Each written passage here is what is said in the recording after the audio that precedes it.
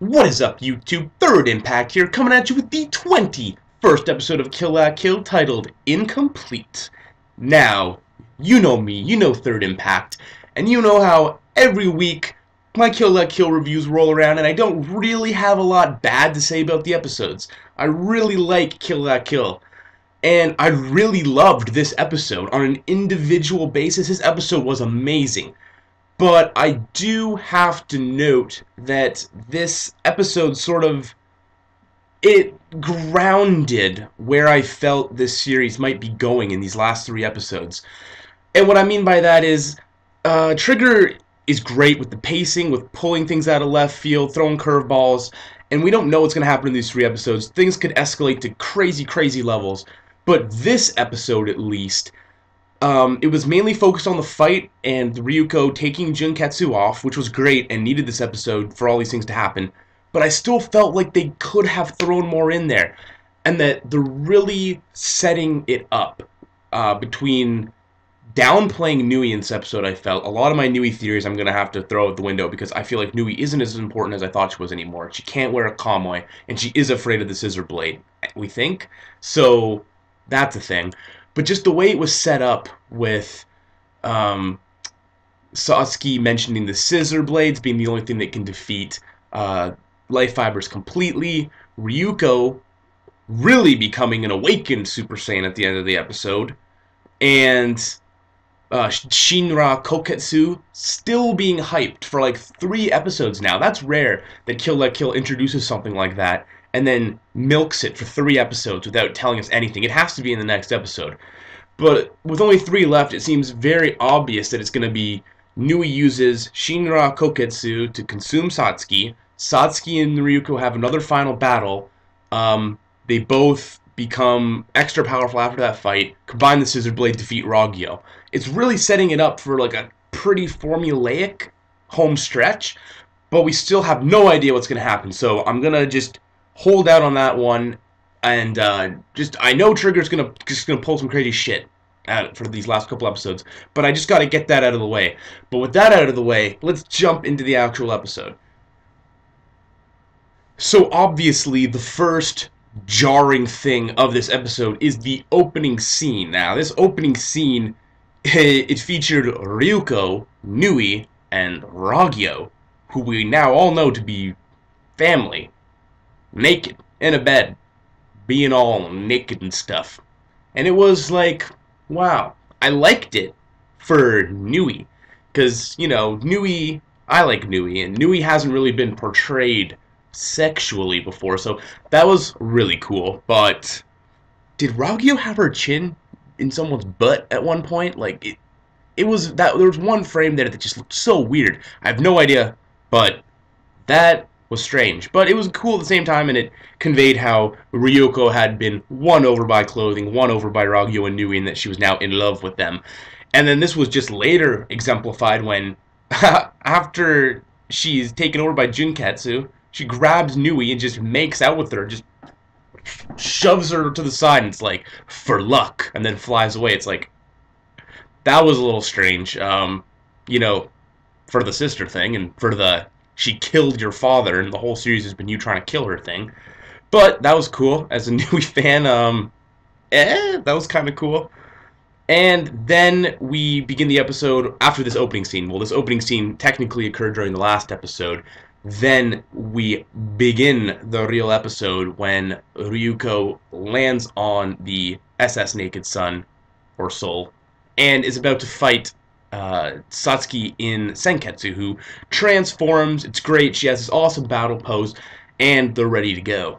Now, this fight is sick, but like I have said, in episode 18, when Satsuki was just torn apart by Ragyo, and I felt like her character was kind of getting just tarnished, and with how she was locked up, and then she just broke out from being locked up, and now this is her big first fight. And even though it's sweet that she's putting up this fight with Ryuko and doing all of this, showing her resolve with Senketsu, with the Elite Four to take down Ryuko, she's still getting her ass beat by Ryuko. Like, she's putting up a bit of a fight, but she's getting trashed verbally, physically. And it's just like, Satsuki just can't catch a break lately. It's just, uncool. It's uncool and it's unfair because Satsuki is such an awesome character, and I really want Satsuki to be able to just do some more badass shit without her mom just instantly regenerating or putting her head back on or something like that, and then just getting like destroyed. So really hope Satsuki gets to do some really cool stuff in the next little bit. Maybe I'll think her with Shinra Koketsu on is like, even though it'll probably be an antagonist, that might be really cool. Maybe she'll be able to fuck some shit up there. But yeah, overall, again, good for you, Satsuki. But I mean, you didn't really put up a whole lot of a fight. It was really cool when the Elite Four showed up and they all tried to catch her off guard and they used their combination attack. And Gamagori sticks her with the emergency evacuation suction device or whatever it's called. But it jams, doesn't work. Nui shows up, blows it up. It's pretty much Nui versus Sumagu for a little bit now. And it took me like 3 times going through this episode to catch it, because when Nui knocks Sumagu off of the SS Naked Soul, I thought I thought he was never addressed for the rest of the episode. I'm like, is he still down there drowning or something? There's another part later in the episode where you see him, just for one quick frame, he's back on the boat. So I'm like, okay, he's fine. But I didn't catch that for the first time. I thought that was weird. So, quick thing before, I think it's after Nui shows up. There's also this thing that doesn't make any sense. So, Ryuko and Satsuki are fighting again, and Ryuko sticks her scissor blade like right into like Senketsu and breaks him apart. She literally rips him into like 100 pieces, and then Mako tries to wake Ryuko up with a speech, and Nui tries to intervene, and then Senketsu is just perfectly fine, completely whole, jumps in, knocks Mako out of the way, and now Mako's wearing Senketsu. But I didn't get that. It's like we see him ripped up into like tatters, into pieces, and then the very next time we see him, he's just perfectly fine again. Like, doesn't that have to be addressed? I thought it looked very drastic. Satsuki was like, Senketsu! Like, super serious Senketsu yell, like it was like drastic, but it didn't matter at all. It was just like, okay, whatever. So that's when Nui's fighting Satsuki as new to Satsuki and putting up a pretty good fight there again, and also worrying Nui because she knows that she's afraid of them combining the scissor blades. But what's important here is Mako's trying to talk sense into Ryuko, and Ryuko sucks up Mako and Senketsu into her. And we see her in this chapel, we see her with her clothing room, and in a really funny part, Mako's banging on the door. We don't know it's Mako at this point. In her head, in her dream, and the doorknob goes flying off of the door that she's knocking on, and it pegs her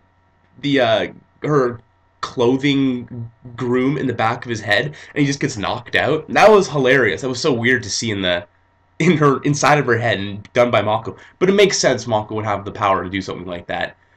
So then Mako tries to appeal to this crazy brainwashed Ryuko in her head. Then she's like, well, if you're gonna be this way, just kill me right now. And Ryuko's just like, fine. And she just slashes. It looks like she slashes just right through Mako and Senketsu. And Mako's like, ah! And blood spewing everywhere.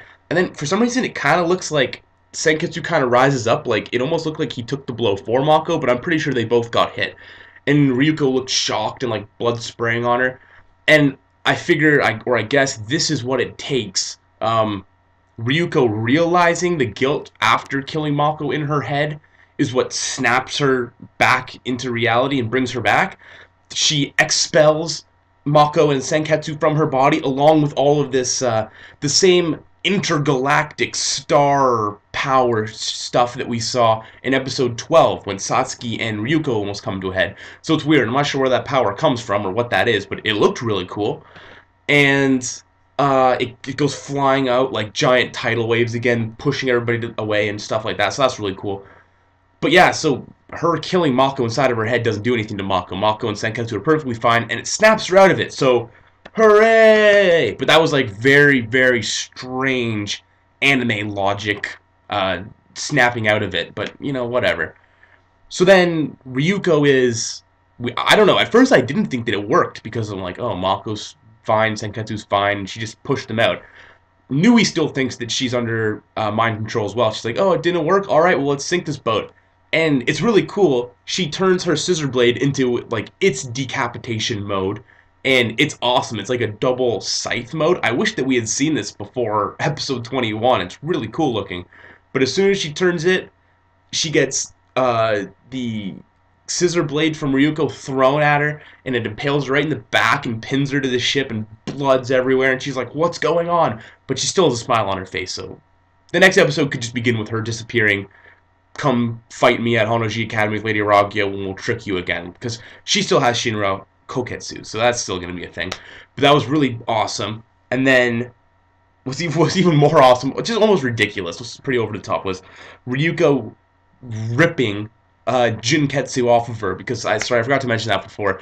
When Nui showed up, she explained how she can't take Junketsu off because Nui actually sewed it right into her skin. So she, at the risk and peril of her own life, she rips Junketsu off of her body, and this giant tidal wave of blood erupts behind her. And it's so, I don't want to say manly, but it's womanly, I guess. So that's cool.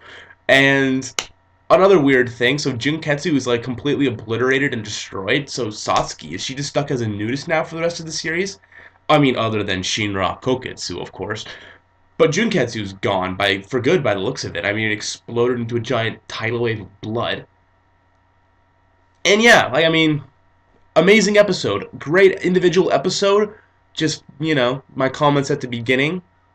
And I also feel like that was a great ending with the whole tidal wave of blood and her coming back. But then I also feel like, you know, they could have thrown in one little crazy thing out of left field at the very, very end, just to like, for next time. Because all we have now is, Ryoko's awakened. Okay, this has happened before, so then we have to wait for next episode for them to set up what the next thing's going to be. It would have been cool if the episode ended with just like Ragyo showing up, here's Shinra Koketsu, and it's about to consume Satsuki. That would have been a cool way to end the episode. But I digress. Great episode. Episode 21, only 3 left. Who knows what's going to happen in these last 3 episodes. I hope some really crazy shit. And tune in for more videos and reviews. I will see you guys soon, and peace.